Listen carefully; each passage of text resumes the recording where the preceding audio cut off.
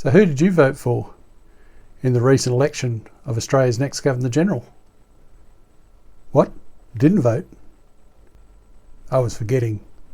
The Australian Constitution doesn't require the second most powerful office in the country to be elected by the people. Hi, my name is Brett Manning and I'm trustee of the New Aussie Constitution Trust. The New Aussie Constitution is a proposed draft replacement for the current Australian Constitution. It's been developed outside of government and outside of any political party. And so we do have a new Governor-General starting soon. So how did that occur? So the current Australian Constitution just says that the Governor-General will be appointed by the King and will serve at the King's pleasure.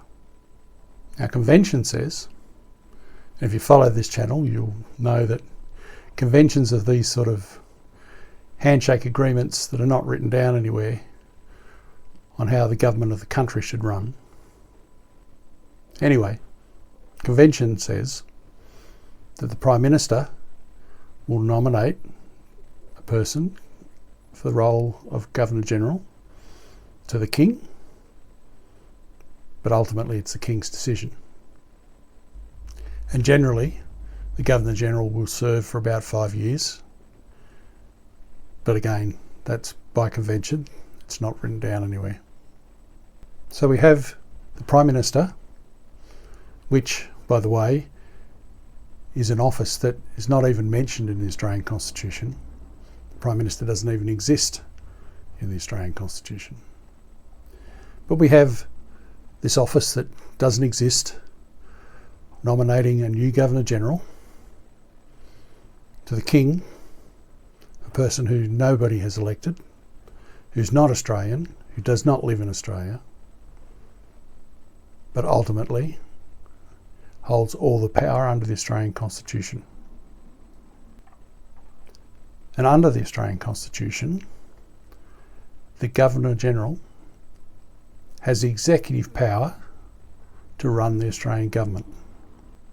The Governor-General can also approve or block any legislation that has been through the Australian Parliament, a body elected by the Australian people. Under the Australian Constitution, the Governor-General is a very significant role with virtually unlimited powers that are only controlled by the conventions that we agree to operate by. So making this nomination, is the Prime Minister required to consult? No, actually. The Prime Minister can choose to. Are there any pre-qualifications for the job of Governor-General? No, none under the Constitution either. Anybody in the world can be appointed as the Governor-General of Australia. The person does not even need to be Australian, as we saw when there was a plan for a little while to appoint Prince Harry as Governor-General of Australia. So the nomination is very much a captain's call. So this week we saw the captain's call by the Prime Minister to nominate Sam Mostyn as the next Governor-General, a nomination that the King has approved. So I have no view on whether Sam Mostyn is the right person to be the next Governor-General of Australia, not least because I had not heard of Sam Mostyn prior to the announcement, but also because I've no idea what processes the Prime Minister chose to go through in picking this one person out of all the options in Australia.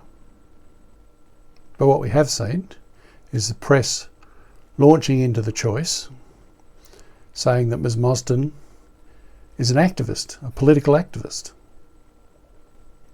My issue here is not whether Ms Mostyn is politically partisan in what should be a non-partisan role. My issue is there are no checks and balances in the process of the appointment. What happens if we have a Governor-General that breaks with the conventions, that goes off the rails and starts interfering with the running of the country. As the King's representative, their power is almost unlimited. And there is very little we could do about it. We would have to hope that the Governor-General's behaviour was embarrassing enough that the King would have to admit he's made a mistake and remove that Governor-General from office.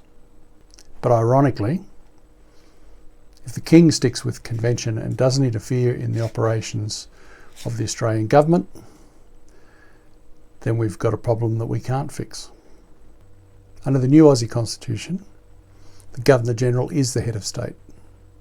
But unlike the current Constitution, the Governor-General must meet certain qualifications, including that they are an Australian citizen, and most importantly, they have to be elected to the office by the Australian people. Candidates for the election to the office of Governor-General would come from two sources. One would be a short list from the Parliament, not just from the Prime Minister, but from the Parliament. The other would be a short list from the Australian people.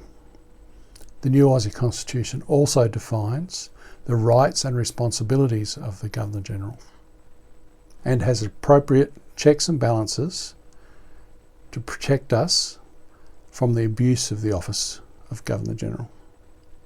Please take some time to visit the new Aussie Constitution website and engage in the discussion about this important proposed change to the Australian Constitution. Thanks for your time.